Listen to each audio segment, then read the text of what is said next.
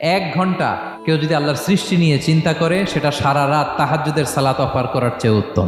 আমরা অনেকে মনে করি শুধু তাসবিহ পড়াই ইবাদত, শুধু কোরআন তেলাওয়াতই মনে হয় ইবাদত, শুধু কিয়ামুল লাইল করা ইবাদত। কিন্তু বিশ্বনবীর সাহাবী, যিনি ইসলাম আমাদের চেয়ে ঢের বেশি বুঝেছেন, তিনি বলেন আল্লাহর এই সৃষ্টি শৈলী, এই সৃষ্টি নৈপুণ্য নিয়ে 1 ঘন্টা চিন্তা করা, ক্রিটিক্যাল থিঙ্কিং করা, সারা রাত নফল তাহাজ্জুদের চেয়েও সেরা। সূরা আলে ইমরানের 190 নম্বর আয়াতে আল্লাহ তাআলা বলেছেন, যারা আকাশ বাতাস পৃথিবী সৃষ্টি নিয়ে চিন্তা করে এবং সর্ব অবস্থায় আল্লাহ তাআলার জিকির করে এবং তারা তাফাক্কুর করে, ক্রিটিক্যাল থিঙ্কিং করে এবং তারা বলে মা খালাকতা হাযা বাতিলা, হে আল্লাহ তুমি অনর্থক কিছু সৃষ্টি করো নাই।